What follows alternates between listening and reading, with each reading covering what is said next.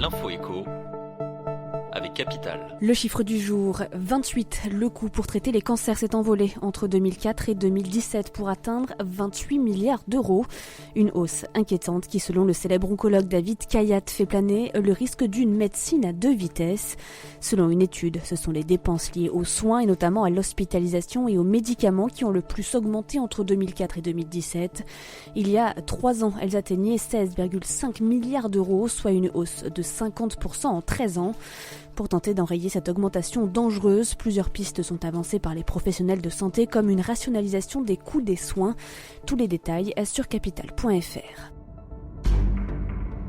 Le coup de gueule pourrait être poussé par les automobilistes contre les feux tricolores dits intelligents. Ces installations qui se multiplient en France ne sont en effet pas réglementaires. Apparus sur les routes depuis plusieurs années, ils fonctionnent pour réguler la vitesse des voitures et ont pour principe de passer au rouge ou au vert en fonction du comportement de l'automobiliste. Ces feux ne sont pourtant pas autorisés dans l'Hexagone. Pas question pour autant de faire démonter les installations déjà existantes et les autorités pourraient rapidement faire évoluer la réglementation. La commune du Vieux-Ménil dans le Nord est devenue, le 14 janvier dernier, la première commune française à recevoir l'autorisation d'expérimenter ces feux asservis au contrôle de la vitesse. L'info pratique Capital, comment gagner en influence sur LinkedIn. Le plus connu des réseaux sociaux professionnels peut être un véritable atout pour qui sait s'en servir.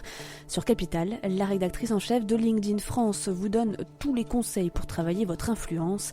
Du choix de la photo de profil au type d'article à poster pour intéresser le plus grand nombre, en passant par le public à viser et les comptes à suivre. Devenez un vrai pro de l'influence sur la plateforme et retrouvez tous les conseils sur capital.fr.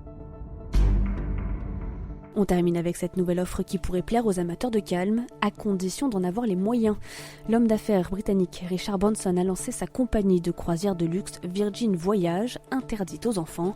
Le Scarlet Lady sera le premier paquebot à prendre la mer, réservé aux plus de 18 ans. Il abritera 1330 cabines et 78 suites avec de nombreux restaurants et bars, un spa et même un salon de tatouage.